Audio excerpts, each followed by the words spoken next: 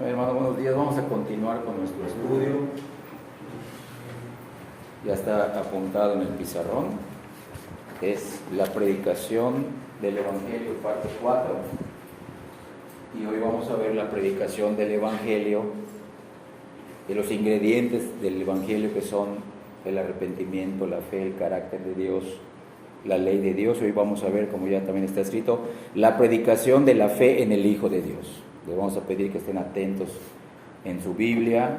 Todo lo que se va a mencionar, ustedes tienen que cotejarlo con la palabra, para que nuestra fe, como dice 2 Corintios, no esté fundada en la sabiduría del hombre, sino en el poder de Dios. Vamos a mencionar esto. Exponer o predicar el Evangelio verdadero debe de incluir, como mencioné, lo que vimos hace 3 temas, hoy es el cuarto, el carácter de Dios. Debemos enseñar a las personas cuáles son los atributos de Dios. No solamente hablarles del amor, de la misericordia, que hay que seguir haciéndolo, sino que también hay que hablarles de que Dios es santo, es justo, es bueno, es soberano. También la predicación del Evangelio debe de incluir la predicación de su ley. La ley del Antiguo Testamento está vigente. ¿En qué sentido? De que tenía que ser cumplida por alguien, y ese alguien es Cristo, quien la cumplió. Cumplió la obediencia de la ley que exigía la ley desde el pacto de obras hecho con Adán, y también tenía que cumplir el castigo por haber infringido esa ley, que es la muerte de Cristo en la cruz. Entonces, la predicación de la ley de Dios, como vimos en nuestro segundo tema, como vimos la semana pasada, debe de incluir la predicación del arrepentimiento para el perdón eterno de nuestros pecados. Es un perdón eterno. El perdón eterno es legal, es forense. Y ya una vez que Dios se convierte, desde ese momento que te arrepientes de todo corazón por primera vez, Él pasa a ser tu Padre. Y el perdón que necesitamos diariamente es un perdón paternal que nos santifica. No que nos salva, ya hemos sido salvos, sino que nos santifica por medio del perdón cotidiano.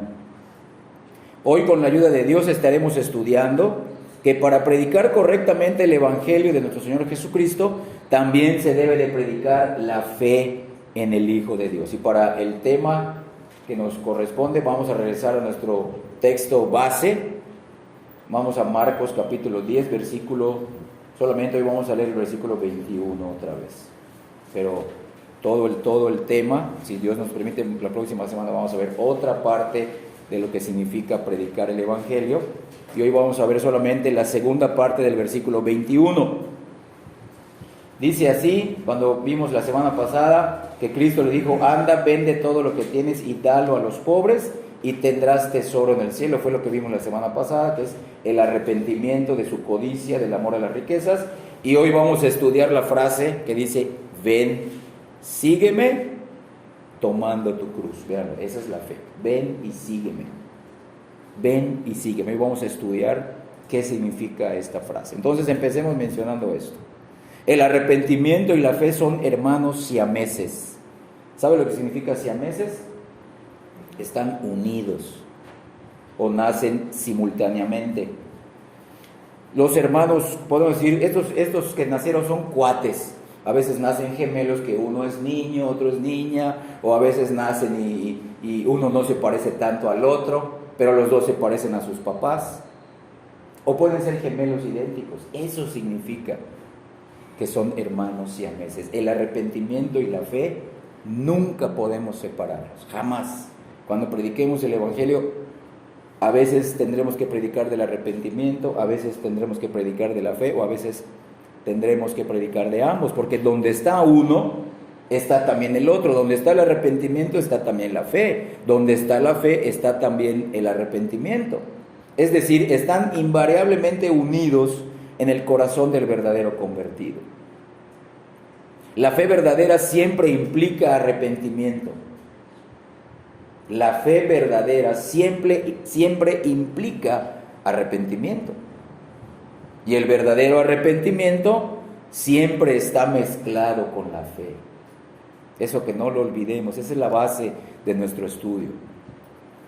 Por tal motivo, los evangelios a veces piden, ordenan y mandan únicamente a los pecadores que se arrepientan. Otras veces les dicen a los pecadores que crean y otras veces les exigen las dos cosas, como fue el caso del joven rico. Cristo le pidió ambas cosas. Cristo le pidió al joven rico que creyera en él, como vimos en el versículo 21, ven, sígueme tomando tu cruz, pero también le pidió que se arrepintiera del pecado. Cuando le dijo, ve, vende todo lo que tienes y dalo a los pobres y tendrás tesoro en el cielo, que es el mayor tesoro de todos. El mayor tesoro para nosotros, escuchen bien, hermanos, se los he mencionado varias veces y se ha mencionado en este púlpito por otros pastores y otros obreros del Señor. El mayor tesoro que el creyente tiene no es la vida eterna, no es el perdón de pecados, son muchas grandes bendiciones, no es el cielo mismo. El mayor tesoro que nosotros tenemos, recibimos el perdón de pecados, nos ha sido otorgada vida eterna, pero para tener comunión con nuestro mayor tesoro, con nuestro Dios Trino. El cielo es el cielo por el Dios Trino que va a estar ahí, el Padre, el Hijo, el Espíritu Santo. Ese es nuestro mayor tesoro, y eso fue lo que Cristo le dijo, vende todo lo que tienes. El tesoro en la tierra es nada comparado con los tesoros en el cielo que fluyen del corazón del Padre, se manifiestan en la vida del Hijo y son dadas al creyente por la obra del Espíritu Santo. Aquel joven rico tenía un estilo de vida que ponía la riqueza terrenal muy alta en su escala de valores. Es decir, su pensamiento, la mente, estaba formada por la admiración y el deseo de las riquezas. También su amor o sus emociones estaban puestas en las riquezas. Por lo tanto, su voluntad estaba inclinada a elegir cualquier cosa que agrandara o conservara sus riquezas en este mundo. Mencionamos la semana pasada que todos los seres humanos, incrédulos y creyentes, tenemos una personalidad, lo que se conoce como el corazón, el alma, y es mente, emociones, voluntad. También mencionamos que la mente es la facultad suprema en el ser humano, no es la voluntad. La voluntad siempre va a estar sujeta a la naturaleza del creyente. Si tiene una naturaleza inconversa, su mente, sus emociones, su voluntad, y la voluntad está sujeta a esa naturaleza perdida. Pero si el creyente ha sido regenerado, su voluntad va a estar sujeta a sus emociones y a su mente. Por eso la palabra va a la mente, al entendimiento, al razonamiento. Lo que Dios abre primero es mente, simultáneamente emociones, y se refleja en la voluntad. Y como digo, la mente, la mentalidad de el pensamiento de este joven rico estaba formado por la admiración y el deseo de sus riquezas. Eso le llevaba a que su amor estuviera puesto en las riquezas, y por lo tanto su voluntad, mente, emociones, voluntad, estaba inclinada a elegir cualquier cosa que agrandara o conservara sus riquezas en este mundo. Mencionamos la semana pasada que ser rico no es malo, no es pecado. Ser pobre tampoco. Lo que es pecado es amar más las riquezas que a Cristo o despreciar la pobreza en la cual Dios te ha puesto para que le glorifiques y lo honres. La condición externa Dios la da, pero para conocerlo mejor a Él. Y es lo que le estaba demandando Cristo a este joven rico. Al mandarle que se arrepintiera, como vimos la semana pasada, nuestro Señor obligaba al joven rico que abandonara su estilo de vida que lo estaba llevando a la condenación. Él no podía tener simultáneamente las riquezas en este mundo y la riqueza celestial que es Cristo y su perdón y la vida eterna y todo lo que con ello lleva. Es decir, Cristo le estaba ordenando, le estaba diciendo que separara su mente, sus emociones, su voluntad de las riquezas terrenales, o de lo contrario no poseería los tesoros en el cielo. Sin embargo, los pensamientos, los anhelos y la lealtad de aquel joven no podían quedar vacíos. Muchas personas se vuelven religiosas, moralistas o fariseas. ¿Por qué? Sí, se apartan externamente de ciertos hábitos, vicios, pecados, pero ahí quedan. Ahí queda todo. Yo me tengo que apartar de esto, y listo. No. Por eso vemos que el arrepentimiento y la fe van juntos. Sí, es verdad, haz morir esto, pero tiene que haber alguien ahora nuevo que gobierne tu corazón. Y esa es la fe. El creyente no confía en su fe. El creyente valora su fe, pero porque es el instrumento, el medio que Dios le da para que confíe en Cristo, quien ahora gobierna su corazón, quien ahora se vuelve la mayor de sus riquezas. Entonces repito, miren, los pensamientos, los anhelos y la lealtad de aquel joven no podían quedar vacíos.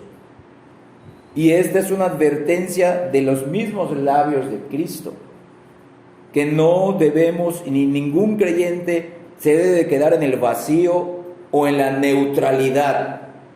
Miren cómo lo expresa Cristo sin perder Marcos 10. Vamos a Mateo, al Evangelio de Mateo capítulo 12, versículos del 43 al 45. El párrafo de ese texto bíblico dice: el espíritu inmundo que vuelve. Y ahí Cristo nos enseña que es peligroso. Mateo 12, del 43 al 45. Lo peligroso que es que una persona se quede en la neutralidad en el cristianismo. Voy a empezar a leer, síganme por favor ustedes con los ojos puestos en el texto. Repito, Mateo 12, del 43 al 45. Son palabras de Cristo. Cuando el espíritu inmundo sale del hombre, véanlo, sale del hombre, anda por lugares secos, buscando reposo y no lo halla. Entonces dice: volveré a mi casa de donde salí, y cuando llega, vean, la halla desocupada, barrida y adornada. Entonces va y toma consigo otros 7 espíritus peores que él, y entrados moran allí, ¿dónde? Dentro del hombre.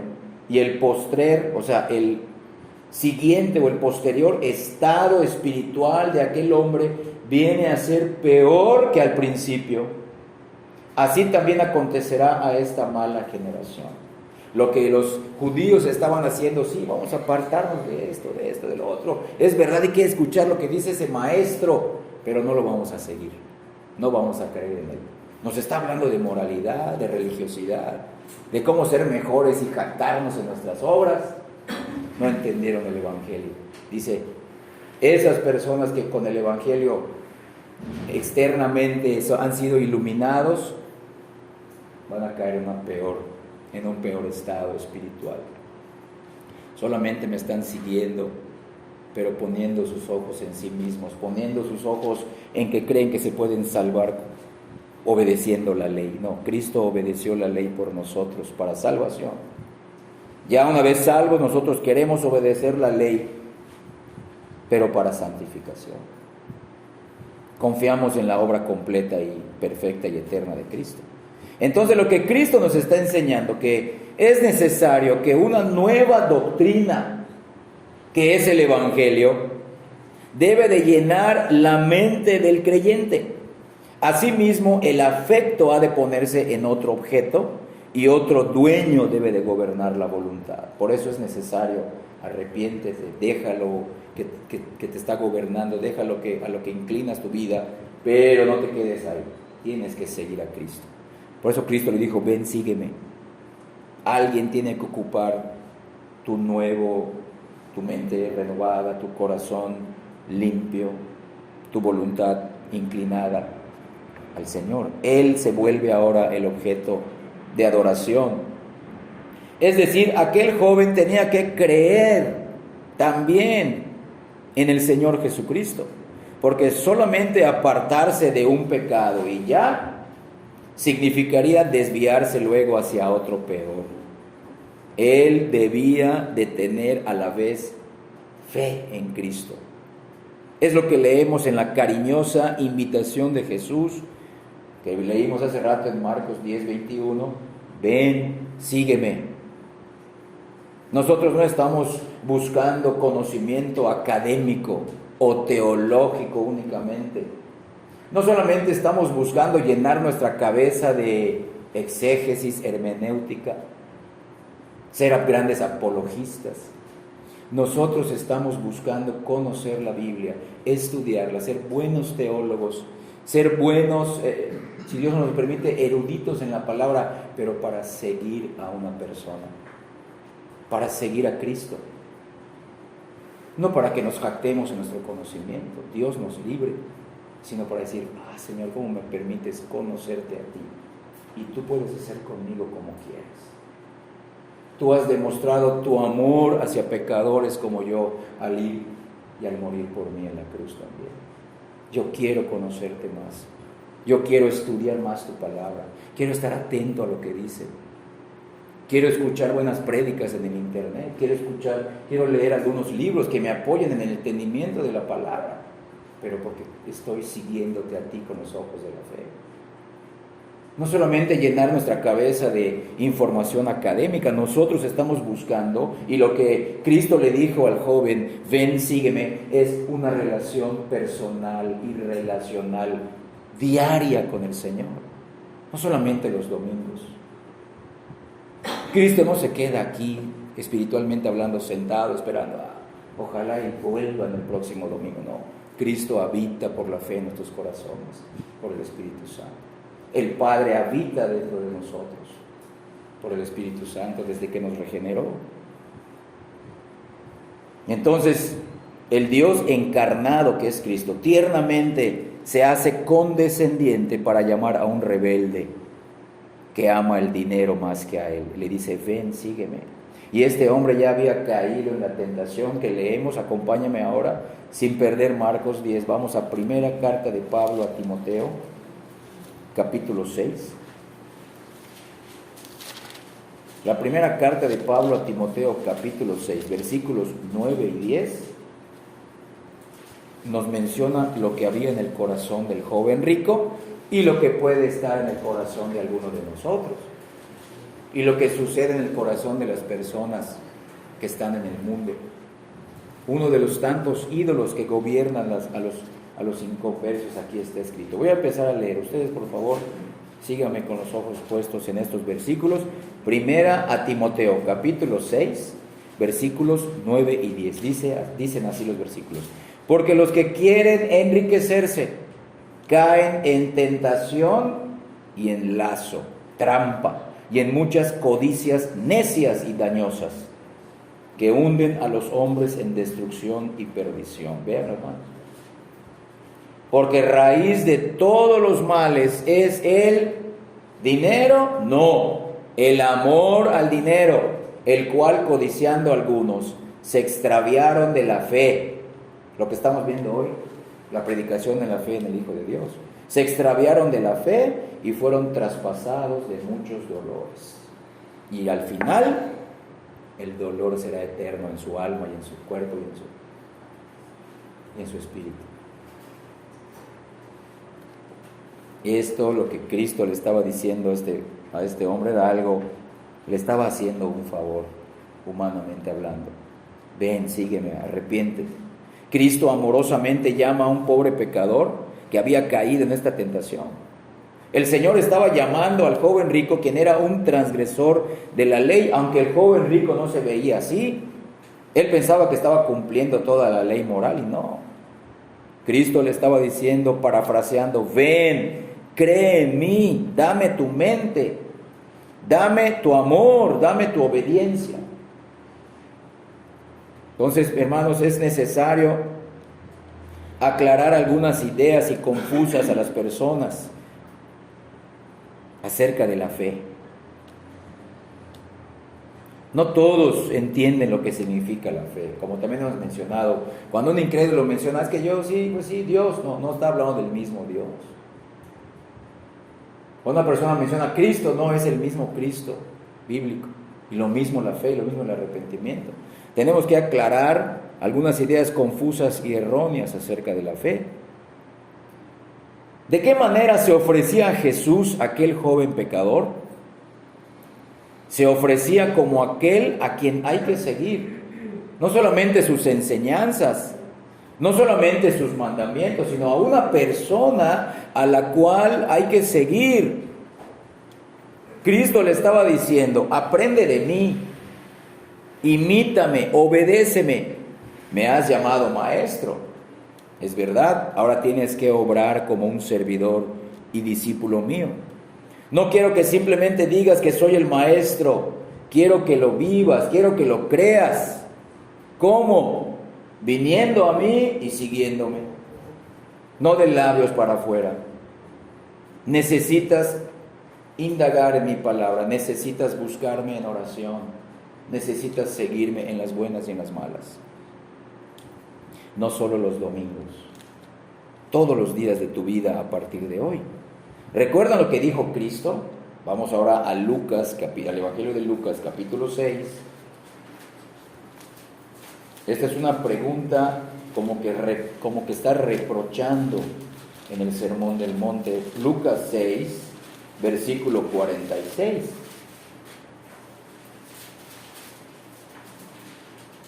Lucas 6, 46, dentro del contexto de que ahí dice el título, los dos cimientos. Cristo pregunta, ¿por qué me llamáis Señor, Señor, y no haces? Véanlo. Las personas, dice ahí, aún los que edifican sobre arena, dice, escuchan mi palabra, pero no la hacen. La evidencia de que las personas están creyendo en Cristo y lo están siguiendo es que no solamente escuchan su palabra, sino que se esfuerzan por ponerla por obra. No de manera perfecta, nadie puede, pero sí de una manera sincera, pidiéndole la ayuda a Dios. Señor, quiero obedecerte porque me has perdonado.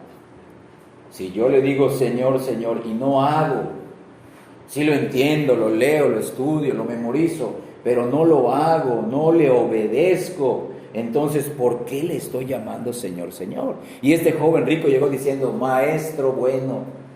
Bueno, si soy un maestro, ahora tienes que seguirme a mí en el momento que te arrepientas de tu pecado de codicia. La invitación de Jesús al joven rico contradice al evangelismo moderno. Con mucha frecuencia los sermones insinúan que Jesús es el Salvador personal que solo ayuda a la gente a librarse de sus problemas y de sus peligros actuales y aún a evitarlos. Si vienes a Cristo, dice, Él te va a solucionar tus problemas presentes y te va a ayudar a que ya no tengas problemas el resto de tu vida. Mentira, eso no es el Evangelio.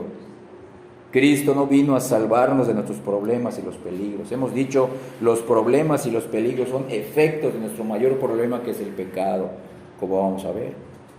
Presentan a Cristo como alguien que está muy ansioso, como que está desesperado y dispuesto a ayudar a todos los que lo reciban como su Salvador. Pero nada se dice de que Cristo es el Maestro a quien hay que seguir, es el Señor a quien hay que obedecer. Y Él sí vino a ayudarnos con nuestro más grande problema. Míralo en Mateo capítulo 1. Mateo capítulo 1, versículo 21. Esta es la mayor ayuda que el Señor da. Él vino a solucionar un problema espiritual, que es la raíz de toda desgracia humana. Es la raíz de tu tristeza, de tu enfermedad, es la raíz de tu carencia, de tus miedos, tus angustias, tus depresiones, tus ansiedades. Aquí está el monstruo de 1000 cabezas.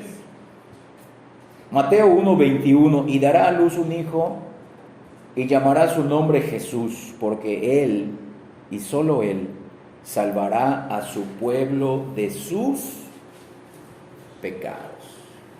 El monstruo de 1000 cabezas, el pecado humano. Heredamos ese pecado de manera legal desde el jardín del Edén.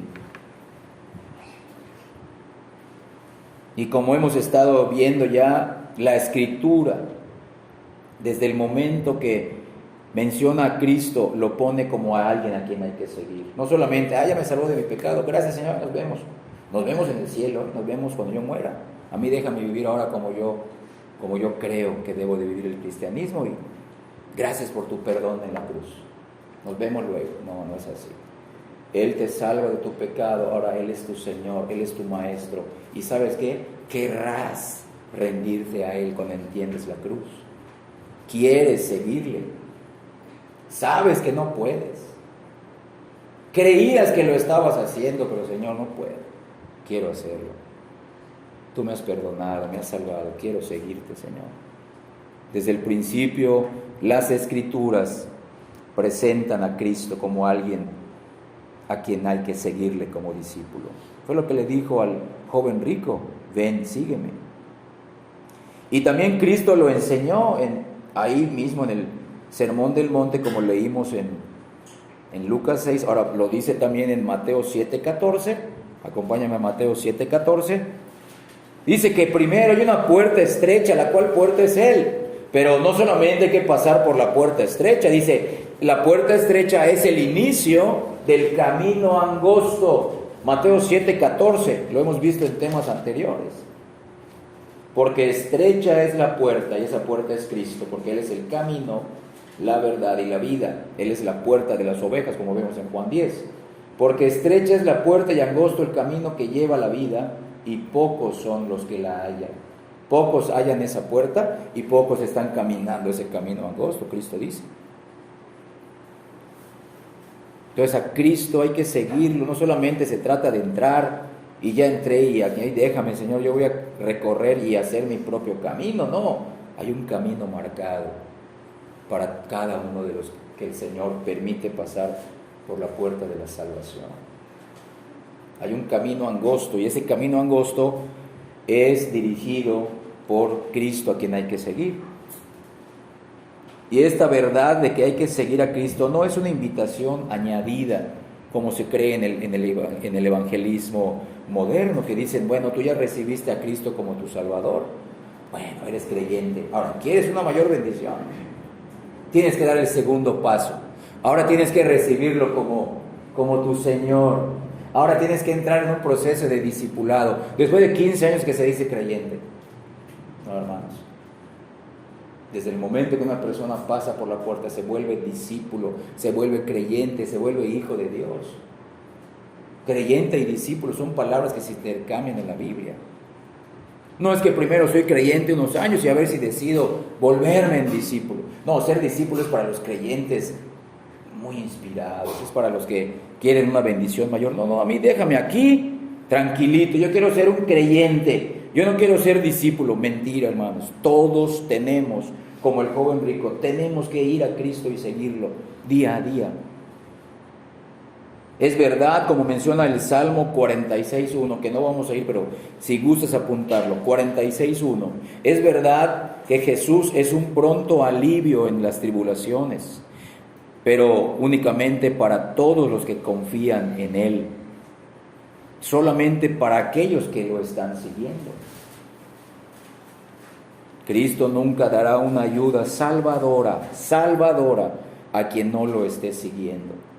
Muchos solamente buscan a Cristo para que les solucione un problema urgente, y una vez que Dios en su gracia común les otorga esa petición, se olvidan de Cristo, siguen sus propios caminos. Entonces usaron a Cristo para sus metas y deseos personales, y aún Dios es tan bueno que se los da y luego le dan la espalda al Señor. Si Cristo simplemente le hubiera dicho al joven rico que Él daba a los hombres únicamente las riquezas celestiales y la vida eterna, lo habría engañado. ¿Por qué? Porque el pecador debe de saber que Cristo Jesús no será el Salvador de nadie si esa persona o ese hombre rehúsa inclinarse a Él como Señor. Esa es la frase que se usa, hermanos.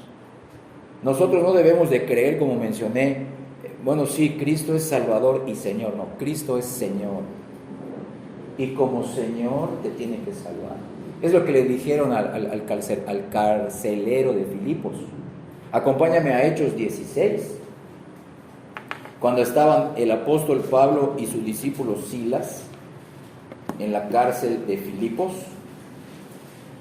Hechos 16, solamente vamos a leer los versículos 30 y 31.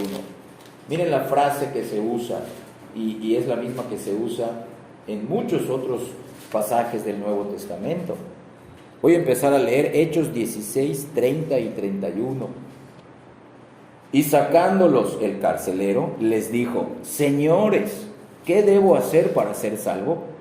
Ellos le dijeron, ¿quiénes? Pablo y Silas: cree en el Señor Jesucristo y serás salvo tú y tu casa. No le dijo, cree en el Salvador Jesucristo. No, cree en el Señor, en el Dios, Curios, Dios Jesucristo, y serás salvo tú y tu casa. Es imposible creer en el Señor y no someterse a su voluntad. Por eso Cristo lo decía desde el principio: ven, sígueme, ven, sígueme. Es a una persona a quien tenemos que seguir.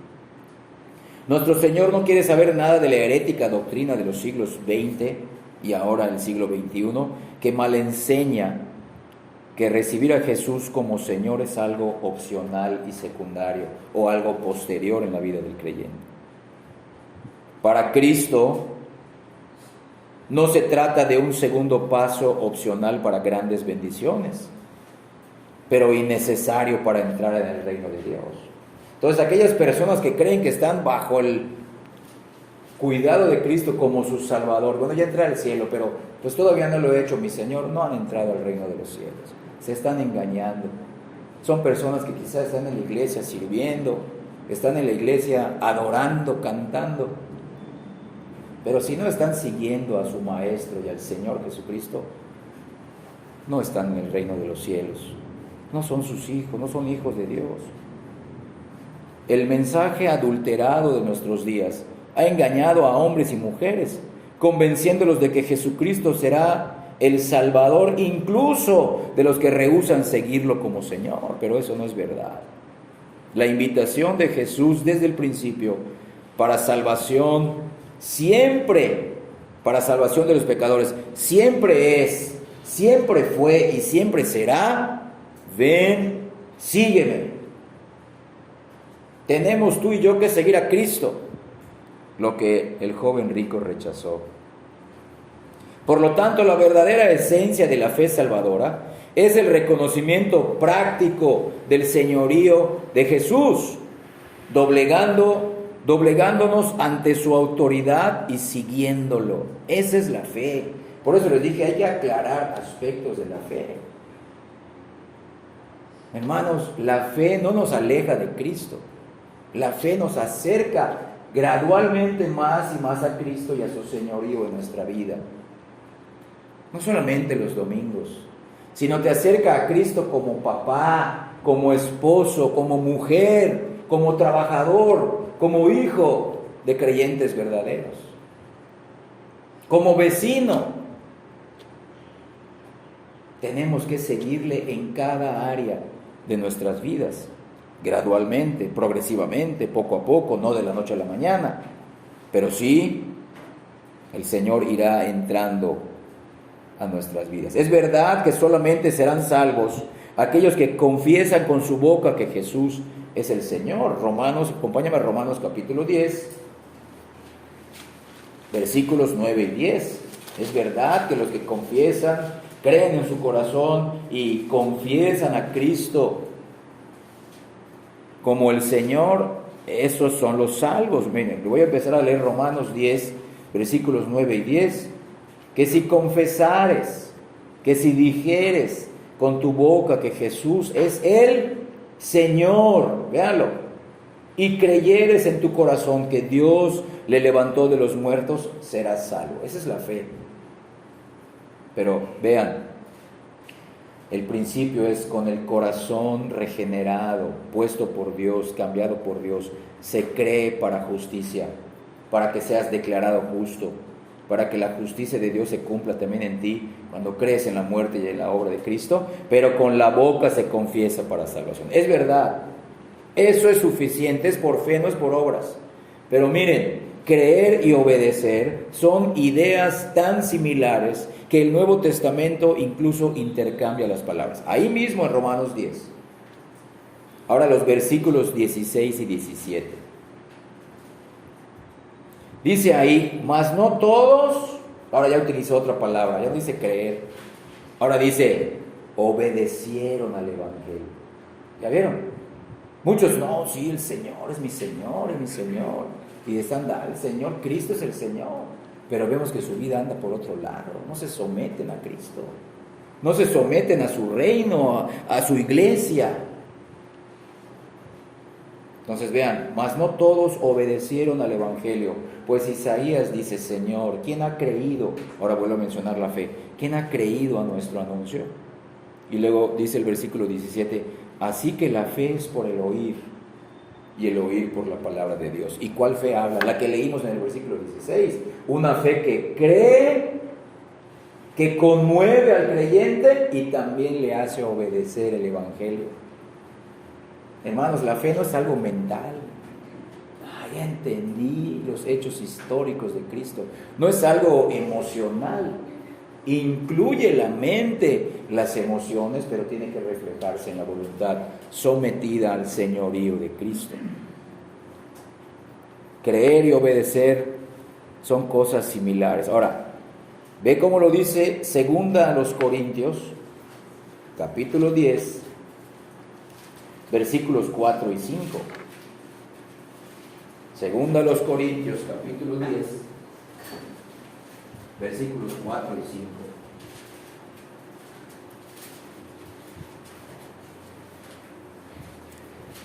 Voy a empezar a leer.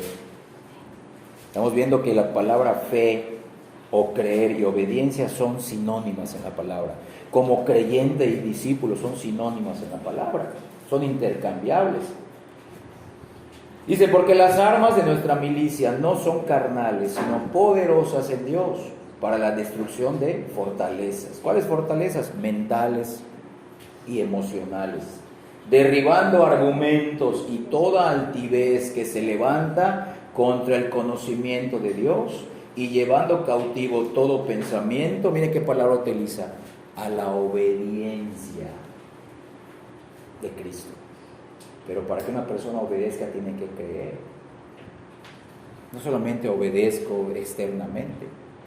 No, yo obedezco a Cristo, pero porque he entendido su persona, he entendido su propósito en este mundo, he entendido su obra en la cruz. Llevando cautivo todo pensamiento a la obediencia a Cristo. Y ahora miren también cómo lo dice magistralmente el autor de Hebreos, en Hebreos 5,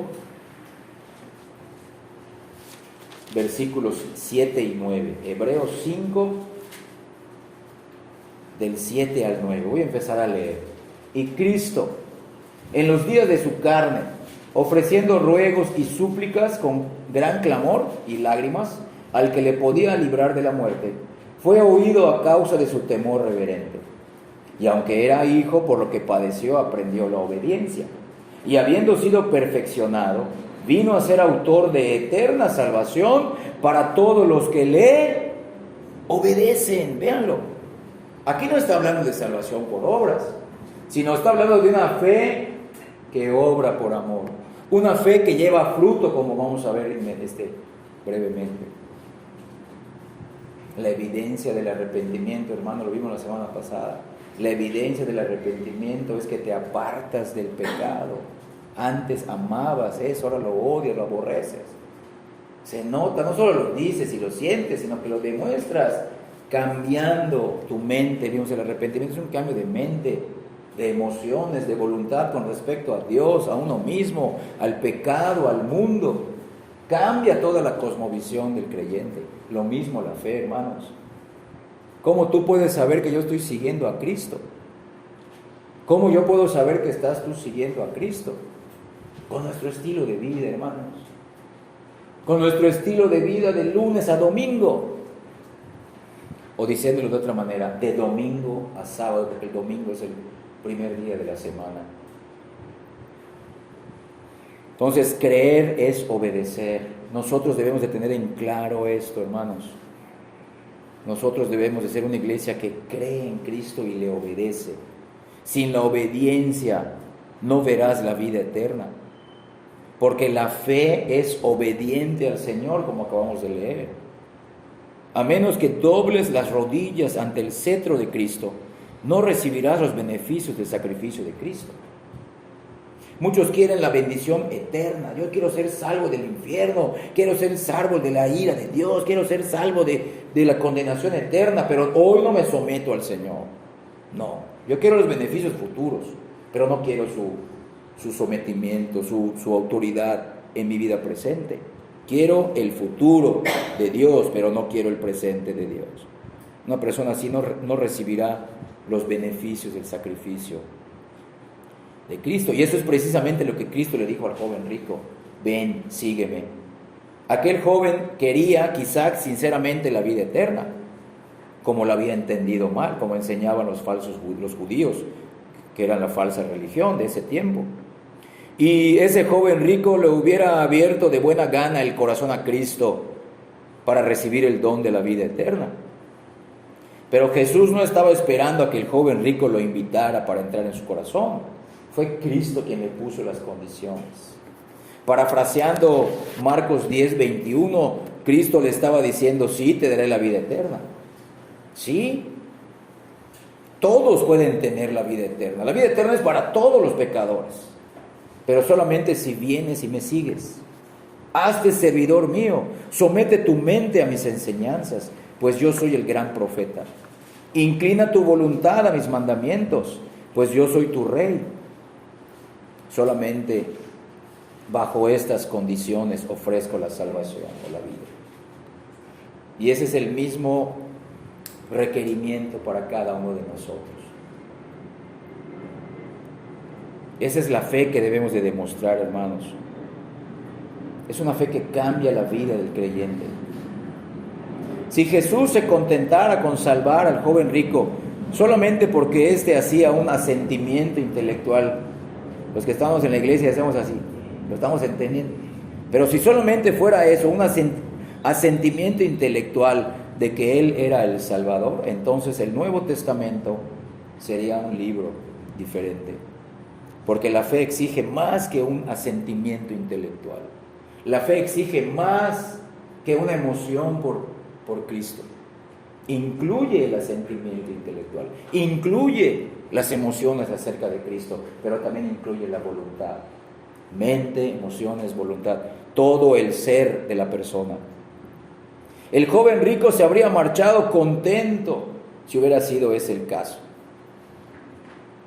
Si Jesús hubiera estado dispuesto a ser el Salvador personal de alguien, sobre el que no fuera también Señor, entonces el apóstol Juan no podría haber escrito esto que está en Primera de Juan capítulo 2. Acompáñame por favor. Primera de Juan capítulo 2, versículo 4. Si Cristo solamente se hubiera ofrecido a aquel joven rico como Salvador, pero no como Señor, entonces el apóstol Juan no hubiera escrito lo que vemos en Primera de Juan capítulo 2, versículo 4. Empiezo a leer.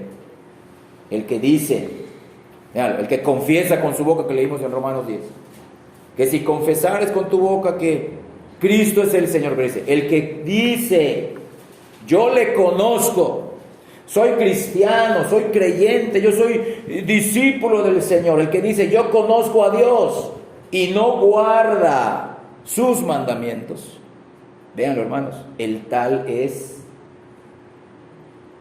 mentiroso. Es anatema, no es hijo de Dios, no es creyente, no es cristiano. Esa persona está autoengañada, pero no engaña ni a Dios y tarde o temprano no engañará a los que lo rodean. El fruto se va a manifestar en su vida y la verdad no está en él. Qué terrible nos cae esto si somos engañados. Hermanos, la gracia no es barata, la salvación no nos cuesta a nosotros nada. Es por fe, es por la obra de Dios, pero a Dios le costó lo más preciado que tenía, le costó a su Hijo, y esa fe es algo que va a valorar al Hijo de Dios. Todo el afecto del Padre está puesto en el Hijo, y el que cree al Padre valorará también al Hijo, valorará su vida y su sacrificio. ¿Quieres saber cómo tú puedes ser un creyente? No solamente por lo que dices. ¿Quieres tú saber cómo yo puedo ser un creyente? No solamente por lo que digo, o aún lo que digo en el púlpito. Es por si yo estoy pidiéndole, Señor, ayúdame a guardar tus mandamientos. Y ayúdame a guardarlos, no para que me salves, sino porque ya me salvaste en la cruz. Y el Padre dio el sello al resucitarte al tercer día. Quiero obedecerte porque entiendo quién eres ahora y entiendo quién soy. No puedo salvarme. Soy un vil pecador, no me puedo salvar. No soy buena persona, Señor. La vida eterna y los tesoros celestiales están en Cristo. Si Cristo solamente fuera el Salvador, pero no el Señor, entonces Santiago, ahora sí vamos a Santiago, no hubiera podido escribir lo que vemos en Santiago capítulo 2, versículo 17. Santiago 2, 17, conocemos este versículo. Así también la fe, así también el que dice, así también el que siente por Cristo algo, así también la fe, si no tiene obras visibles, manifiestas, externas, expresiones de esa fe, es una fe muerta, dice, en sí misma. No hay fe salvadora, es autoengaño, es un cristianismo a modo humano, es un cristianismo que está engañando a las personas y las mantiene en su carnalidad, en sus caminos equivocados. La fe implica someterte al Señor. Es lo que Cristo dijo: ven, sígueme. Ya no te vas a seguir a ti mismo, ya no vas a seguir al mundo, ya no vas a seguir tus deseos pecaminosos. Yo te voy a enseñar cómo vencer poco a poco todo eso que te esclavizaba. Tienes que seguirme, tienes que dejar tu pecado y tienes que seguirme si quieres los tesoros celestiales. Entonces vean, hermanos, la profecía de salvación, leímos en Mateo 1:21 hace rato, es que Cristo vino a traer salvación del pecado. No solamente vino a decir, bueno, te voy a dar la vida eterna, mira, pues te quiero conmigo en el cielo. No, la raíz de nuestro problema fue el pecado y Él vino a morir por el pecado.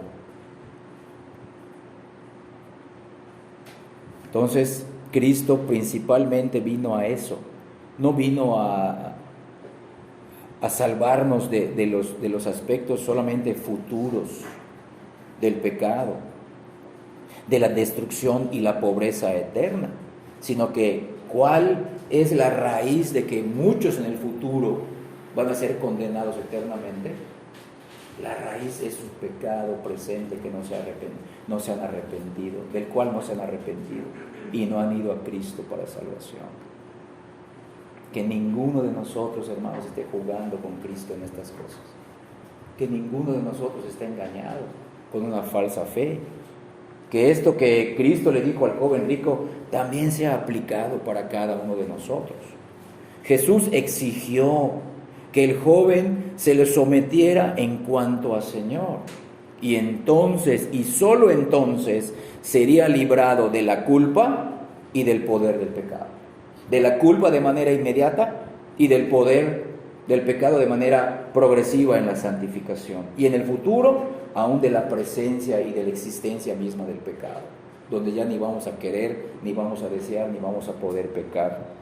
Ya seremos como Cristo. Entonces la fe, repito, no consiste en el asentimiento intelectual con la cabeza a una serie de hechos. Consiste en ir a Cristo y seguirlo en obediencia. Qué extraña resultaría esa clase de predicación a oídos de muchas congregaciones. Esto no llena iglesias, hermanos. Al contrario, esto saca gente de las iglesias. Y nosotros queremos que los que estemos aquí, muchos o pocos, seamos personas que estamos obedeciendo al Señor. Aquí no buscamos popularidad. Al contrario, esto nos hace impopulares ante otras iglesias, ante los inconversos, y aún ante cristianos que están quizá, o cristianos entre comillas que están entre nosotros. Nosotros queremos honrar al Señor. A nosotros no nos interesa la popularidad, el número.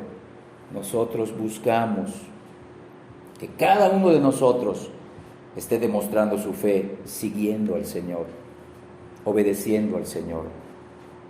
Muchas personas están tan acostumbradas a oír hablar de aceptar la ayuda externa, salvadora, momentánea de Jesús. Pero Cristo demanda que se reconozca su dominio, que se obedezca a su autoridad y que se le sometan en adoración. Muchos piensan que seguir al Señor es algo exclusivamente opcional para el creyente. ¿Qué pensarían muchos si el predicador insistiera, como lo estoy haciendo este día, y como Jesús hizo, que rendirse a Él, a Cristo, en cuanto a monarca y Señor absoluto, es un requisito esencial para entrar en el reino de Dios? Miren cómo nos caen estas palabras de Cristo. Mateo 7. Vamos al Evangelio de Mateo 7. Mateo 7, 21. Vean cómo estamos aclarando conceptos acerca de la fe que podríamos tener nosotros. Una fe confusa, una fe equivocada. Vean las palabras de Cristo. Mateo 7, 21. Solo ese versículo vamos a leer. No todo el que me dice, son palabras de Cristo, no todo el que me dice con su boca, con sus labios, Señor, Cristo es mi Señor, entrará en el reino de los cielos. Véanlo. ¿Quiénes van a entrar entonces, Señor? Sino el que hace, practica, vive, obedece, véanlo, la voluntad de mi Padre que está en los cielos. ¿Cuántos millones de cristianos y personas de otras religiones que giran externamente alrededor de Cristo están llamando en este momento, y en la reunión de la tarde están llamando a Cristo, Cristo es mi Señor, Cristo es el Señor? Pero ¿cuántos de ellos verdaderamente desde el fondo de sus corazones obedecen al Padre, obedecen al Hijo, guiados por el Espíritu Santo? Esos y solamente esos son los que ya están en el reino de los cielos, y en el futuro se va a manifestar lo que ahora ya son, lo que leímos hace rato. Hermanos míos, dice Pablo, Juan, ahora somos hijos de Dios. El ya, pero todavía no. Ahora somos hijos de Dios, pero aún no se ha manifestado. No es que vamos a llegar a ser hijos de Dios, ya lo somos espiritualmente, sino que en el futuro será evidente y externo para todos, que de lo que ya éramos, de lo que ya somos en Cristo. Pero eso se refleja en el día de hoy, hermanos. Los que nos llamamos hijos de Dios por la gracia, buscamos estudiar la palabra, conocer a nuestro Padre, conocer al Hijo, conocer al Espíritu Santo.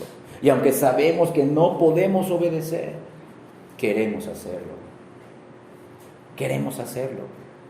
Es algo imposible, inalcanzable en nuestras fuerzas, pero queremos hacerlo y recibiremos poco a poco, gradualmente, la ayuda de nuestro Señor para hacerlo.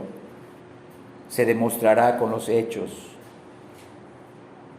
Si se predicara tan llanamente como Jesús lo hizo, si se predicara esto, de que es necesario obedecerle, la fe implica obediencia, nos encontraríamos a muchos evangélicos,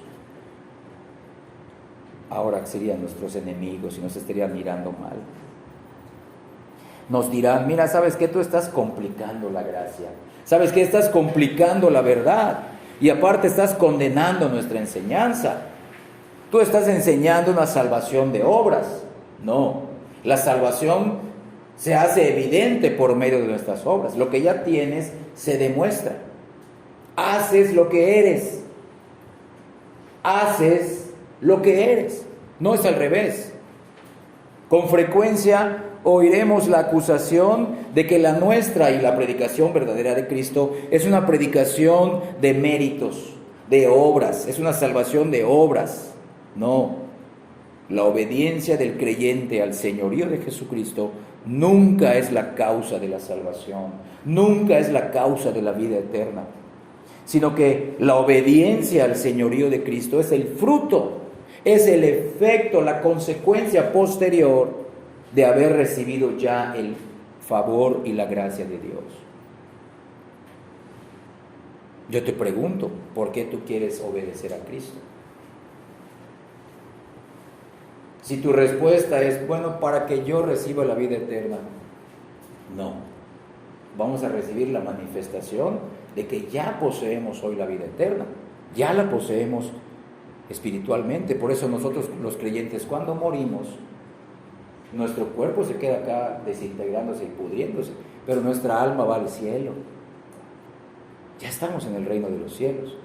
En el futuro se va a manifestar la gloria de nuestro cuerpo físico. Pero nosotros obedecemos al Señor porque hemos entendido que Dios lo ha hecho todo en Cristo. Lo obedecemos no porque vamos a recibir algo en el futuro, hermanos. Nosotros obedecemos a Cristo porque ya recibimos el amor de Dios en el pasado. ¿Cuándo? Cuando Cristo vivió, murió y resucitó por nosotros. Nosotros no estamos esperando una segunda bendición. Nuestra mayor bendición es Cristo. Y cuando entendemos eso, en nuestra calidad de pecador, decimos, Señor, ahora sí quiero obedecer. Porque tú me salvaste en la cruz. No es algo que vas a hacer, es algo que ya hiciste. Ya lo demostraste, ya lo cumpliste. Todas las profecías del Antiguo Testamento se cumplieron en la persona y en la obra de Cristo. Por eso te obedezco. Yo fui salvo y por eso te obedezco, no para ser salvo, sino porque ya lo soy, por tu gracia. El pecador arrepentido puede ahora creer en Jesús y seguirlo, porque Dios primeramente le otorgó un nuevo corazón para poder hacerlo. El pecador arrepentido cree en Jesucristo, confía en Él y le obedece, porque ha entendido que no puede salvarse a sí mismo y ha entendido que Jesús ya hizo todo para salvar a los pecadores como Él. Ahora lo obedece como muestra de agradecimiento por la salvación del pecado que Jesús pagó con su propia sangre en la cruz. Y así como el arrepentimiento es un cambio de mente, de emociones y de voluntad, su hermana gemela, la fe, también penetra todo el ser del pecador arrepentido, ya que con su mente conoce y cree en Cristo. Con sus emociones confía en Él y con su voluntad se somete y se inclina a sus ordenanzas y mandamientos. Entonces, ¿cómo sabemos bíblicamente que alguien se ha arrepentido de sus pecados? Por su nueva forma de pensar, por su mente, por su nueva forma de sentir dolor y aborrecimiento por el pecado que antes hacía y por su nueva forma de actuar, como vemos en la palabra, por sus frutos dignos de arrepentimiento. Ahora, el tema de hoy, ¿cómo sabemos que alguien ha creído en el Hijo de Dios? Por su nueva forma de creer, por la nueva persona que está viendo con su fe, su nueva forma de creer, por su nueva forma de confiar y por su nueva forma de seguir a una persona nueva, a Cristo, y obedecerlo. Muchos rebajan el Evangelio y sus exigencias de salvación en aras de la unidad, en aras del bienestar evangélico. Pero tú te atreverías a diluir la doctrina de la fe en el nombre de la unidad, en el nombre del bienestar. ¿Se van a molestar, se van a ofender? No, hermanos. Si ese fuera el caso, esa no sería una unidad verdadera.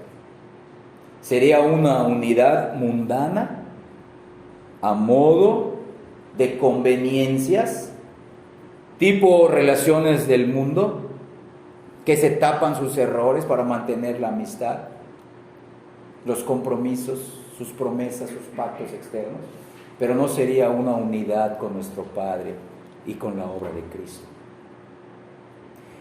Este evangelio que Cristo predicó lo llevó a la cruz, hermanos. Es verdad, nuestros pecados fueron puestos en Cristo, pero este evangelio le trajo el aborrecimiento del pueblo judío y aún de los gentiles, quienes lo crucificaron. Y si estamos siguiendo a nuestro Maestro, ¿qué nos espera? Impopularidad, hermanos. Vamos a perder amigos, familia. Vamos a perder nuestro trabajo, quizá la reputación. Y escucha bien, podríamos perder hasta nuestra vida. Y que Dios nos prepare para seguir a Cristo, si es que alguno de nosotros vamos a glorificar al Señor de esa manera. Alguien podría decirnos y preguntar al escuchar este evangelio de nuestros labios: ¿quieres decir que levantar la mano en un culto, pasar al frente de la congregación u orar con algún consejero no es válido ni bíblico? Nos podría decir: a mí un evangelista me dijo que la salvación es tan fácil como repetir el ABC del alfabeto, del abecedario. Solamente me dijeron: mira, sigue estos pasos, acepta el don gratuito de Dios, cree que Jesús es el Hijo de Dios que murió por los pecadores, confiesa que eres un pecador y repite esta oración conmigo. Y ya, así me dijeron que yo puedo ser salvo. Pero miren, para la enseñanza cristiana, para la enseñanza de Cristo, esto no es suficiente. Cristo le puso el estándar correcto, le puso la manera correcta de evangelizar hoy también a los pecadores. Cristo le insistió que se tenía que arrepentir y le insistió que lo siguiera, porque Él no solamente es el Maestro, sino que es el Señor. Nosotros ya tenemos esta fe. Dios quiera que sí, hermanos, Dios quiera que sí. No una fe grande, escucha bien, no necesitamos una fe grande. Eso Dios lo da. Dios puede acrecentar nuestra fe. Necesitamos la fe correcta, como un grano de mostaza. Si tenemos la fe correcta, ya estamos en los caminos del Señor. Podemos decirle: Señor, ayúdame a obedecerte. Yo quiero seguirte, Señor. Tú diste tu vida por mí. Yo no puedo hacer menos que eso.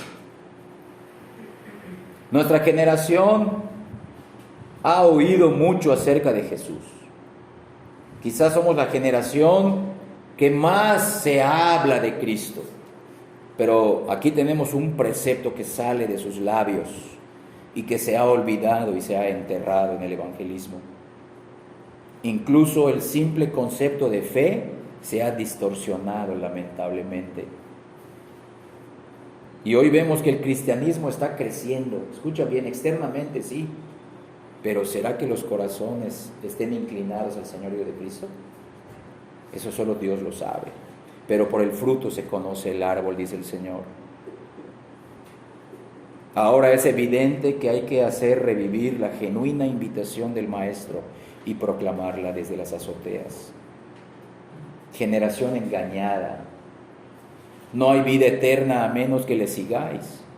Él nos invita a que nos acerquemos a Él, pero en una actitud de sumisión. Entonces nos dará la vida eterna. Nuestro Señor Jesucristo fue completamente franco con el joven indagador. Completamente franco. Y eso nos falta a nosotros, ser francos y honestos. Le dijo además con claridad que el seguirle implicaría no solamente ven y sígueme, sino que implica una cruz. Vamos otra vez a Marcos capítulo 10, versículo 21 al final. Dice esa frase, después de que le dijo: anda, vende todo lo que tienes y dalo a los pobres y tendrás tesoro en el cielo. Le dice: y, uniendo, estas dos cosas no pueden separarse. Y ven, sígueme tomando tu cruz. Esto implica que el señorío de Cristo, someternos al señorío de Cristo con la fe verdadera, implica tomar nuestra cruz. Y la cruz de cada uno de los creyentes es diferente a la de otros. De manera específica, cada uno tiene pruebas diferentes, cada uno tiene procesos de crecimiento y de madurez diferentes. Cada uno de nosotros tiene tratos providenciales diferentes con el Señor, pero lo que nos une es la cruz de Cristo. Vean, hermanos, desde el principio. Esto no se lo dijo al joven rico después de que el joven rico, bueno, vamos a imaginar que sí, aceptó al Señor. Y luego Cristo, bueno, ya pasaron 3 años, ahora sí, joven, ven para acá, tienes que empezar a tomar tu cruz.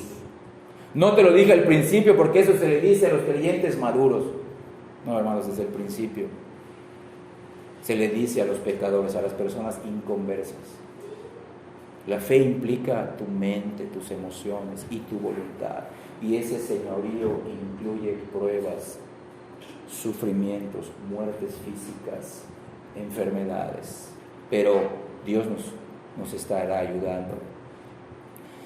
Hermanos, Dios ya ha solucionado nuestro mayor problema. A veces escuchamos enfermedades, pobreza. No, hermanos, lo peor era el pecado. Lo que tú y yo estamos experimentando son efectos de ese pecado. Son consecuencias temporales de ese pecado. Pero la consecuencia eterna, la culpa, el castigo ya fue resuelto en la cruz. Nuestra mayor desgracia, hermanos, no es la tristeza, no es la carencia económica, no son los miedos, la angustia, la depresión, o que no se realizan mis sueños. El mayor problema de nosotros fue resuelto en la cruz de Cristo. Es el pecado, nuestro pecado. Si ya, dice Romanos 8, el que no escatimó a su propio Hijo, sino que lo entregó por todos nosotros, ¿cómo no nos dará también con Él todas las cosas que necesitemos en este mundo para su gloria? No para tu gloria, no para tu bienestar, para su gloria. Si ya hizo lo más en la muerte de Cristo, ¿cómo no hará lo menos en tu vida? Si el mayor problema ya fue resuelto, olvídate de lo otro. Olvídate de lo otro, son bagatelas ante el gran monstruo de 1000 cabezas que es el pecado. Y 1000 cabezas me refiero que tiene muchas manifestaciones que aún hasta el día de hoy nosotros seguimos descubriendo con la ayuda de Dios en nuestro carácter, en nuestro día a día. Pero ya no nos condenan ni nos esclavizan. Dios lo usa para perfeccionarnos y para que tengamos un mayor arrepentimiento. Entonces vean la frase tomando tu cruz de Marcos 10:21. Sabemos que la cruz es un instrumento donde se causa mucho dolor y aún se causa la muerte. De hecho, era el objetivo de la cruz, morir con una muerte lenta a los que eran enviados a la cruz. Y esto lo aseguró el Maestro a sus discípulos. Ahora vean cómo lo dice, sin perder Marcos 10, el Evangelio de Juan, capítulo 16, el Evangelio de Juan 16, versículo 33. Cristo se lo dice a sus discípulos. Evangelio de Juan 16, 33 dice así: estas cosas os he hablado para que en mí tengáis paz. Perfecto, ahí está bonito, se lee bien padre, ¿no? Ah, qué bueno, vamos a tener paz. Sí, pero dice, en el mundo tendréis aflicción, pero confiad, yo he vencido al mundo. No dice, bueno, quizás si te extravías, si aflojas, si dejas de congregarte. No, hermanos, Dios prueba más duro a aquellos que se acercan más a Él. Dios prueba en su amor, a veces más duro, a aquellos que le obedecen. La obediencia, la fe no nos va a librar de esa cruz. Y esa cruz es una manera de depurarnos en la santificación para que seamos más como Cristo. Duele, hermanos. Es algo que nos va a lastimar, pero es porque Dios lo va a usar para perfeccionarnos, para que aprendamos a pensar bíblicamente, para que aprendamos a sentir bíblicamente y para que nuestra voluntad siempre se vaya más a la palabra, a conocer a Cristo, a buscarlo, a ser como Él. ¿Cómo te puedo dar gloria, Señor, con mi tristeza? ¿Cómo te puedo dar gloria, Señor, con mi pobreza? ¿Cómo te puedo dar gloria, Señor, cuando no puedo? ¿cómo puedo continuar? Eso significa la cruz. El Señor les aseguró a sus discípulos.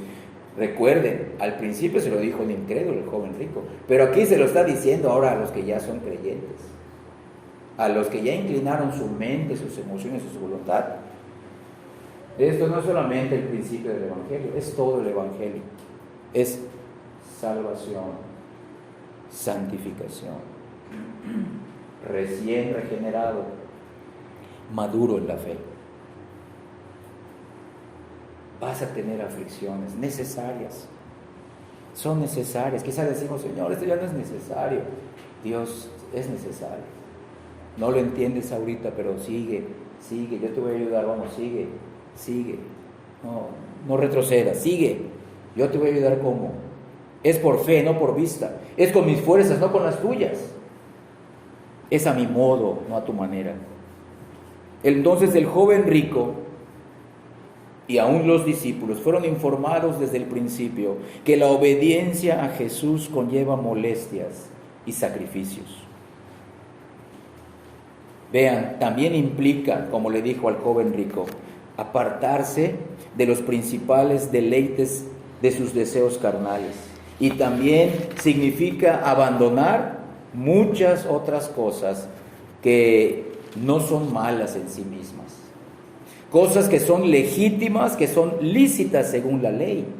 ¿Eso qué significa? Como les mencioné hace rato, parte de la cruz que tenemos que cargar, vamos a perder familia, y tener familia no es pecado, pero podría ser que perdamos familia, nos rechacen, nos juzguen. Podríamos perder amigos, que la amistad no es pecado.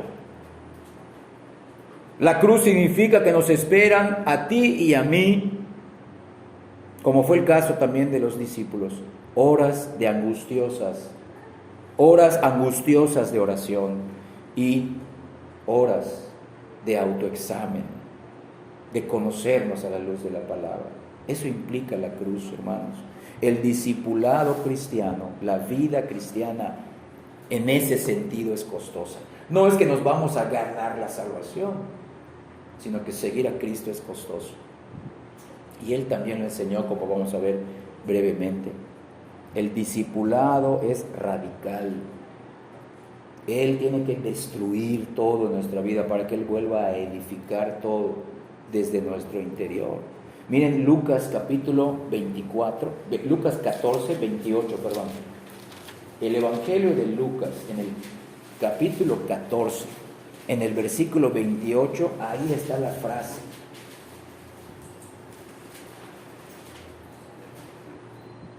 Ahí está la frase que estamos viendo. Miren, Lucas 14, 28, empiezo a leer. Porque ¿quién de vosotros, queriendo edificar una torre, miren, no se sienta primero, véanlo, no se sienta primero y calcula los gastos, a ver si tiene lo que necesita para acabarla? Véanlo, se sienta primero y calcula los gastos. Esta fue una figura, hermanos, de lo que significa, porque vean el título de ese párrafo, es lo que cuesta seguir a Cristo. La salvación no es por obras, pero ya una vez salvo se va a evidenciar por obras. Cristo aquí nos está diciendo, siéntate primero y calcula el costo.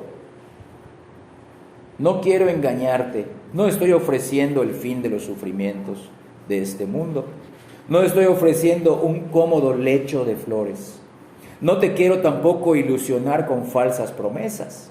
El camino por el que hay que seguirme es abrupto y escarpado. Para los genuinos cristianos hay muchas cimas de dificultad y muchos abismos de humillación. Por eso te pongo delante el símbolo de una cruz, claramente, para ilustrarte la dificultad y la exigencia personal que tienen mis discípulos. Yo quiero que vengas a mí. Quiero que también consideres el costo de seguirme.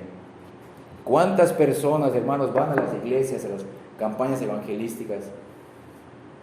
X número de personas recibieron a Cristo. Sí, solo repitieron una oración. Pero ¿cuántos de ellos el día de hoy permanecen en las iglesias. Los números no mienten. Aunque sea sin intención, el engaño caracteriza a muchas invitaciones modernas para acercarse a Cristo. Se les recuerda a los oyentes que están tristes. Mira, estás solo, estás desanimado, eres un fracasado, la vida pesa mucho, cuesta mucho. Mira cuántos problemas te rodean, el futuro esconde oscuras amenazas. Y en ese contristar externo, humano, se les invita a los pecadores a venir a Cristo y les dicen: Cristo quiere cambiar esta condición de ti. Cristo te va a poner ahora a partir de hoy una sonrisa en tu cara. Presentan a Cristo como si fuera un psicólogo cósmico que solucionará los problemas que tienen hoy, y no apuntan al mayor problema que tiene el ser humano. Tu problema no es lo que estás viviendo hoy, tu problema es tu pecado. El pecado de nuestra vida que nos esclaviza si no somos creyentes. No se hace nunca alusión al esfuerzo, a los sacrificios y a la disciplina que Cristo demanda. Eso nos está pesando. Hay sacrificios, hay disciplina, hay esfuerzos. Esto no es fácil, hermanos. Es un honor. Es un honor. Esto dignifica al Señor.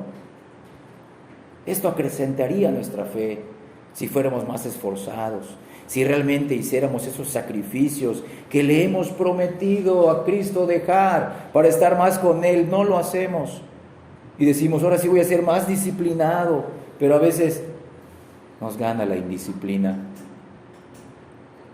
Tampoco se hace mención de que seguir a Cristo es doloroso y conlleva un gran sacrificio personal, que nadie puede hacer esos sacrificios en mi vida. Quizá podrán orar por mí, quizá podrán enseñarme la palabra, pero habrán sacrificios, y el mayor de todos los sacrificios son los personales, los que hacemos para tener más a Cristo. Dejo esto, pero porque quiero estar más tiempo con Cristo.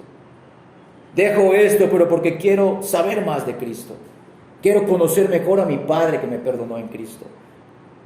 Quiero tener una mayor llenura y plenitud del Espíritu Santo al hacer estos sacrificios. Dejo esto que me está estorbando en mi vida. Claro, primero en tu vida pecaminosa, y ya siendo creyente, lo que está estorbando en mi vida de santificación. Por lo tanto, no es sorprendente que muchos de los que dan un paso al frente para probar el remedio temporal del evangelio moderno, nunca más se les vuelva a ver. Reaccionan como el joven recluta militar. Los que los están llamando para que se recluten en el ejército les dicen: mira, vas a conocer el mundo, por lo menos vas a conocer muchas ciudades, vas a tener honor, quizá puedes hacer una fortuna, vas a tener instrucción, vas a ser una persona de bien. Pero nunca les dicen nada de que tienes que madrugar en el momento que te alistas. Vas a empezar a madrugar, quizá lo que nunca hiciste. Vas a tener largas marchas, vas a tener largas guardias, vas a tener que a veces a lavar baños y hacerla de cocinero. Tampoco le mencionan la sangre, el fuego y el terror del campo de batalla.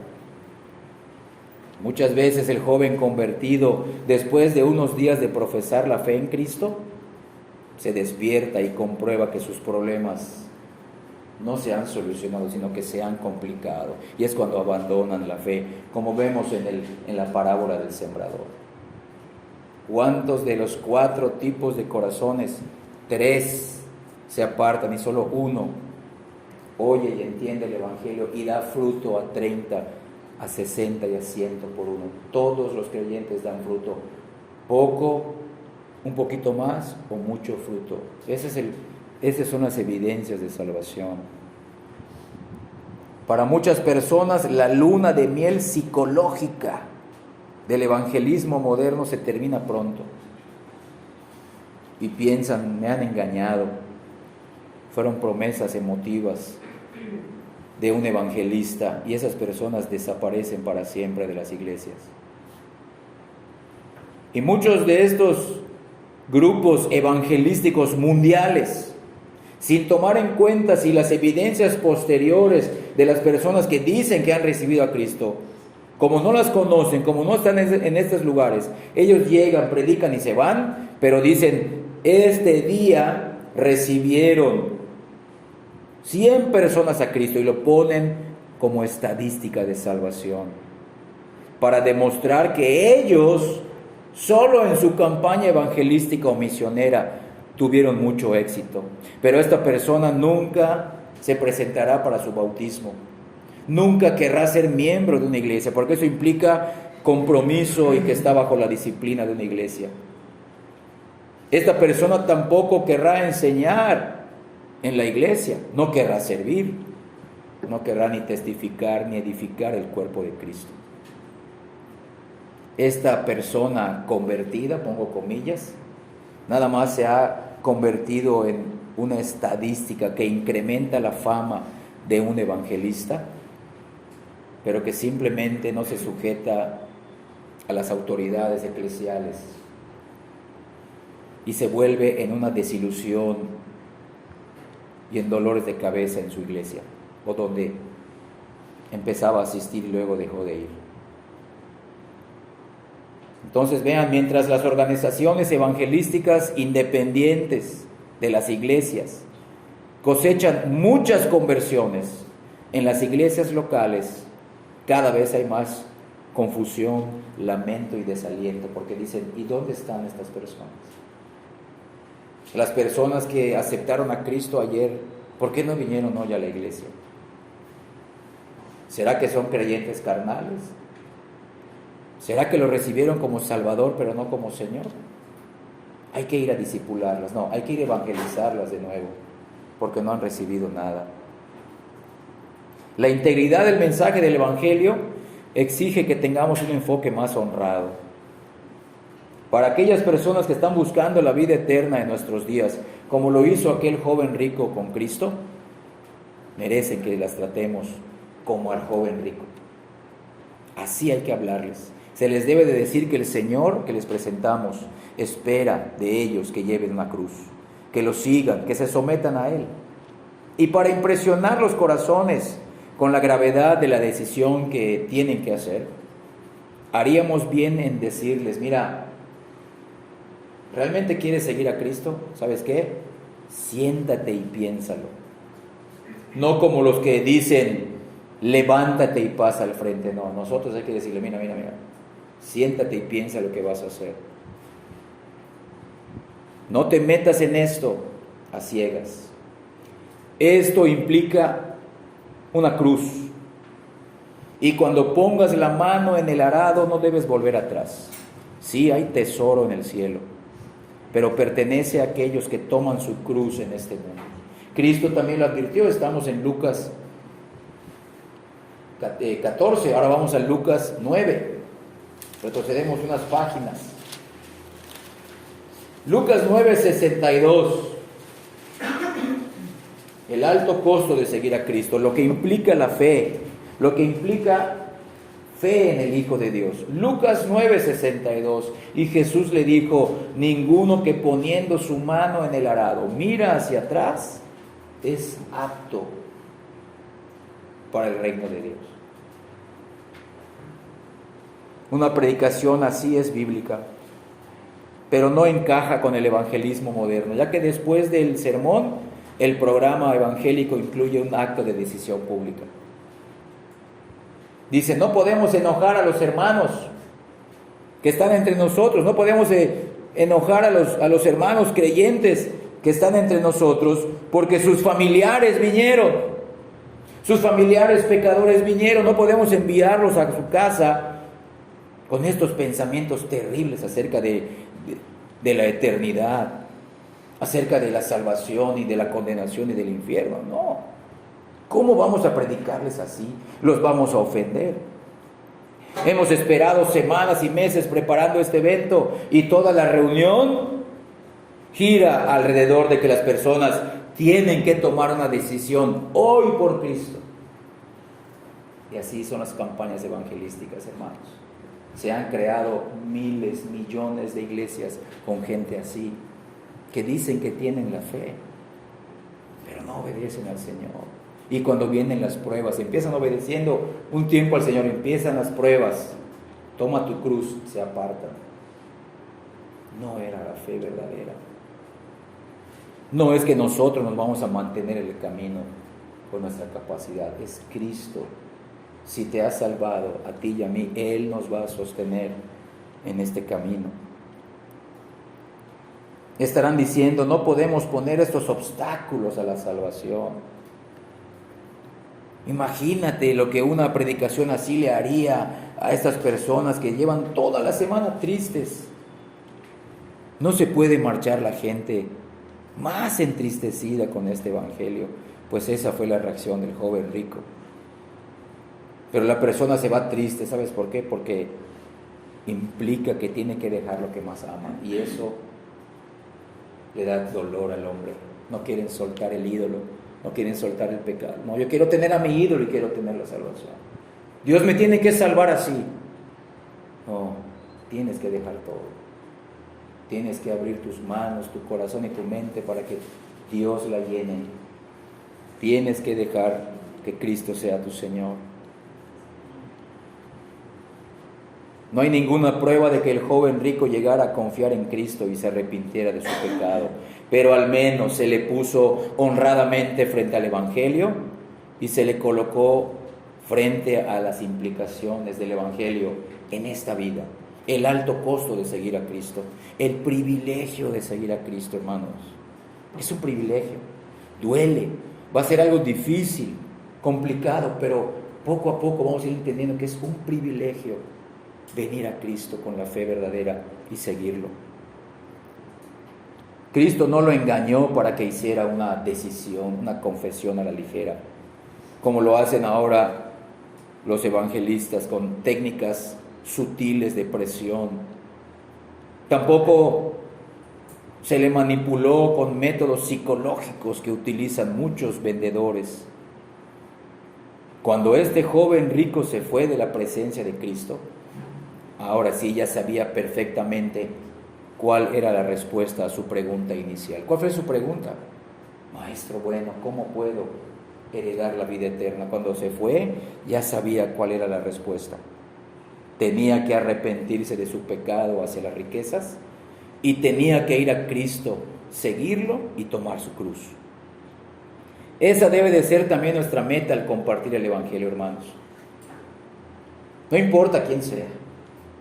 Esto es algo difícil. No será fácil, hermanos. Recuerden que Cristo, vimos en los temas anteriores, Cristo amó a este joven y le dolió en su corazón que cuando le habló la verdad honestamente, este joven le dio la espalda y prefirió sus riquezas. La mayoría de las personas dicen, a mí me gusta que me hablen con la verdad. Yo soy una persona honrada, derecha, y a mí no me gusta que hablen a mis espaldas. A mí me gusta que me digan la verdad. Y cuando les decimos la verdad, dicen, no, es que no puede ser así la verdad, porque no se acomoda al falso cristianismo o al falso concepto que tienen de la vida eterna, de Cristo, de la Biblia, de la salvación.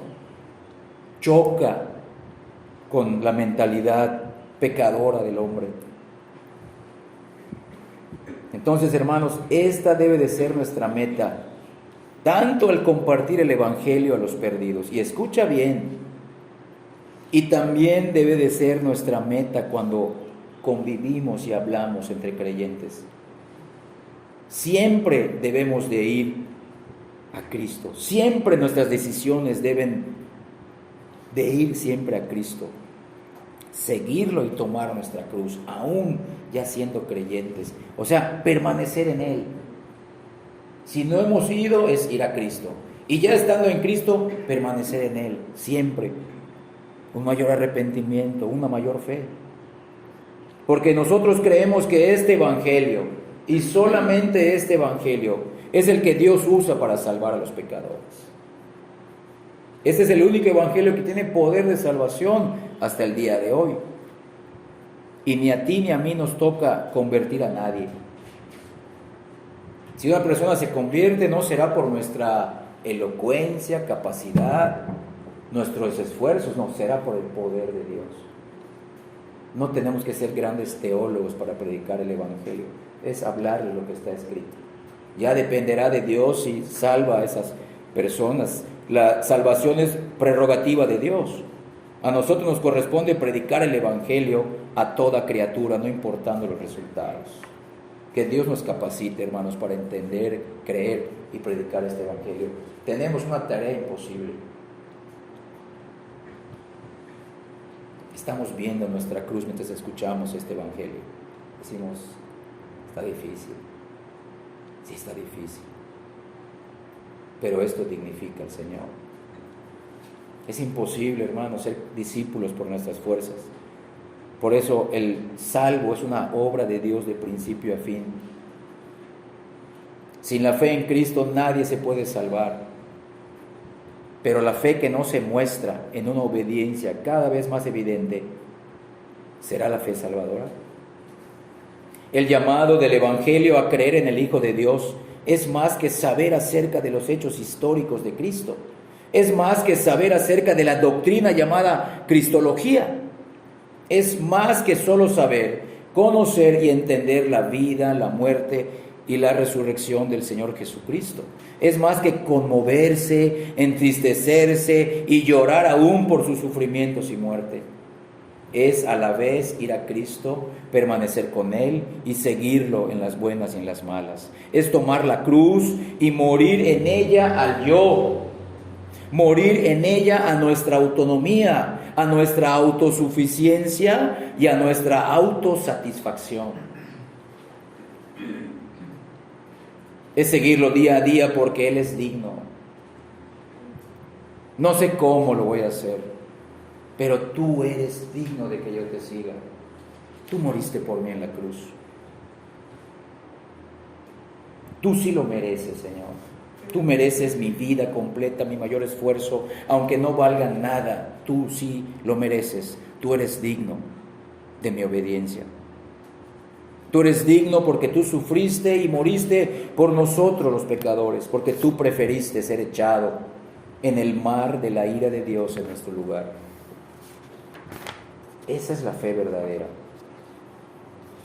Eso significa creer en el Hijo de Dios, como dice el título de nuestro estudio. Significa que conocemos de manera personal, no por la fe de otro. Conocemos de manera personal a aquel que tomó nuestra culpa ante Dios y murió la muerte espiritual y la muerte física que merecíamos. La muerte de Cristo no solamente fue una muerte física, hermanos, fue una muerte espiritual, abandonado por Dios, separado de Dios. No solamente fue una muerte física, Él nunca lo había experimentado, nunca había sido apartado de su Padre, nunca se había sentido culpable delante del Padre. ¿Tú te has sentido culpable? Pues lo que sintió Cristo fue infinitamente más, porque Él no era culpable. Sintió algo que nunca había sentido. Tú y yo muchas veces nos hemos sentido culpables. Es algo familiar en nosotros, pero en Cristo no era algo familiar. Tú y yo muchas veces hemos sentido que Dios nos abandona. Ha sido algo repetitivo quizá en nuestras vidas, de mayor o menor grado, pero Cristo nunca lo había experimentado. Él nunca lo había experimentado. Entonces eso lo hace a Él, su muerte la hace más digna, porque Él se puso en un lugar donde no tenía que estar. Él lo hizo por amor. Por eso Él demanda, tienes que seguirme. Es lo mejor que te puede pasar. Conocerme de manera personal a mí, que tomó nuestra culpa ante Dios y murió esa muerte que merecíamos. Esa es la fe que nos hace rendirnos en gratitud ante Él por tanto amor hacia nosotros. Hermanos, nos rendimos, repito, no porque estamos esperando la manifestación del amor de Dios, sino porque ya hemos entendido que la manifestación de Dios se llevó a cabo en la vida y en la muerte de Cristo. Y Dios lo avaló al resucitarlo para nuestra justificación. Esa es la fe que nos hace rendirnos en gratitud ante Él por tanto amor hacia nosotros. Y cada vez que lo vemos, Cada vez que hablamos de este amor, cada vez que vemos a Cristo con los ojos de la fe, de nuestro corazón brota alabanza, amor y adoración hacia Él. Cristo es la corona de nuestra fe, hermanos. Nuestra fe no nos exalta a nosotros, nuestra fe exalta a Cristo, exalta su persona, su obra. Cristo exalta, es la exaltación de nuestra fe, es la meta, es el objeto de nuestra fe. Es en quien depositamos nuestra fe. Si tú tienes esta fe en el Hijo de Dios, ya no eres la misma persona, eres una nueva criatura. Aquel viejo hombre que fuiste, ya no eres así. Ya tienes nuevas metas, nuevos propósitos, ya tienes un nuevo futuro, un nuevo fin. Que aunque eres imperfecto, débil, pero ya estás en las manos de Dios. Y esa fe, hermano mío, se hará gradualmente más evidente en nuestras vidas. Solo este tipo de fe alegra el alma del creyente. Solo la fe salvadora alegra el alma del creyente. Y escucha bien.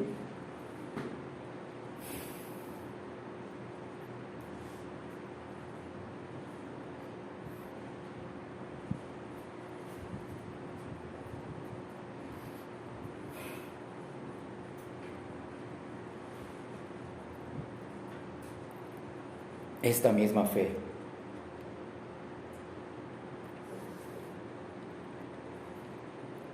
es la única que alegra el corazón de Dios. No solamente alegra nuestra fe, esta fe que nos es dada es la única fe que alegra a nuestro Señor Jesucristo. Ya que solo su iglesia, solo su pueblo han recibido el privilegio de alegrar a Cristo. En este lugar, Cristo se está gozando con nosotros. ¿Cómo es posible eso, hermanos? Él es el que nos alegra. ¿Cómo podemos alegrarlo? Precisamente por el amor que tenemos a Él por medio de esta fe.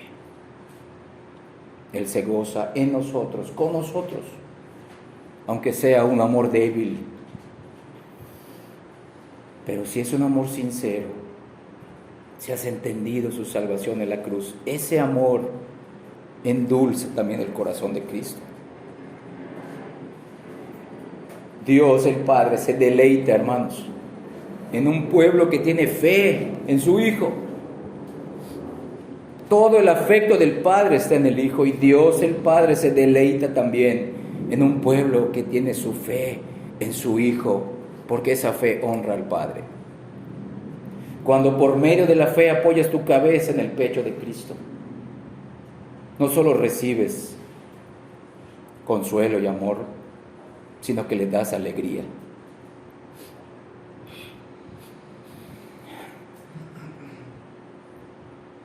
Cuando miras por la fe su hermoso rostro, no solo obtienes consuelo, sino que impartes deleite a tu Señor. Él se deleita cada vez que acudes a Él con fe. Él nos ve imperfectos, sí, pero nos ve con fe. El Padre nos ve por medio de Cristo, y eso alegra su corazón. Nuestras alabanzas también le dan alegría a Dios, no solo por nuestros cantos externos de labios, sino por nuestra melodía, que viene de la gratitud desde el fondo de nuestro corazón por habernos salvado. Nuestros dones también son muy agradables para Él. A Dios le encanta vernos poner nuestro tiempo, nuestros talentos, nuestros bienes sobre el altar, no por el valor de lo que damos, hermanos, sino por nuestros motivos por los cuales damos. Es gratitud, hermanos, es gratitud por haber sido tan condescendiente con nosotros. Para Dios las humildes ofrendas de sus santos son más aceptables que todo el oro y la plata. Escucha bien, hermano, nuestra santidad Nuestra santidad es como el incienso y la mirra ante Él. Cuando tú luchas contra un pecado, lo honras con tu fe. Él se goza contigo y te dice: continúa, sigue. Para mí es incienso y es mirra. Te duele, pero yo te estoy haciendo mejor. Te estoy haciendo como mi hijo. Continúa, sigue por medio de la fe. Perdona a un enemigo y alegrarás a Cristo. Alegrarás su corazón. Distribuye de tus bienes a los pobres y Él se regocija. Sé el medio de salvar almas y le das a Cristo ver el fruto de la aflicción de su alma. Sacas de sus labios la frase que dice: valió la pena cada gota de sangre. Valió la pena el abandono de Dios. Proclama su evangelio, hermano, y serás olor grato para Él. Ve en medio de los ignorantes y levanta la cruz, y le has dado honor con tu fe. Hermano mío, está en nuestro poder, incluso ahora, romper el vaso de alabastro y derramar el aceite precioso de nuestro gozo sobre su cabeza, como lo hizo la mujer pecadora, cuyo memorial permanece hasta el día de hoy, donde quiera que se predique el evangelio. Cada vez que asistes a este lugar, cada vez que lees la palabra, cada vez que escuchas la palabra, cada vez que oras, Dios se alegra. Dios se alegra, hermanos. Vean cómo la fe afecta al creyente, pero también llega hasta el cielo. ¿No perfumarás a tu amado Señor con la mirra, el aloe y el incienso de la alabanza de tu corazón? Pues a eso nos motiva la fe verdadera, hermanos. Eso motivará gradualmente a todos aquellos que posean esta fe, a que entiendan: la fe es un don que Dios me dio, pero esta fe también repercute en el corazón de mi Padre, también repercute en el corazón del Hijo y del Espíritu Santo. Una sola mirada a la cruz del Calvario, hermanos. Una sola mirada a la cruz del Calvario por nuestros pecados. Y nuestro corazón se llena de gratitud y de amor hacia nuestro Padre y hacia nuestro Salvador. Que nuestro buen Dios permita que esta fe en el Hijo de Dios esté en cada uno de nosotros. Que Él permita que maduremos y crezcamos en esta fe en Jesús. Que entendamos que a menos que sigamos al Maestro tomando nuestra cruz, significa que quizá no somos creyentes verdaderos. Que Cristo se vuelva gradualmente el centro de nuestra vida presente y que esta fe preciosa sea la marca indeleble que caracterice nuestra vida. Una fe que crezca, que madure y que llegue a otros, que a otros les prediquemos el Evangelio y que Dios nos capacite para hablar de esta inigualable fe por medio de la predicación de este Evangelio que ofende, que no simpatiza y que humilla al ser humano. Que nosotros, hermanos, como iglesia, seamos conocidos por tener una sencilla, simple, quizá pequeña, pero sobrenatural fe que siempre nos lleve a los pies de Cristo. Que Dios bendiga esta palabra, hermanos, en nuestros corazones y que Dios nos confirme por medio de la fe.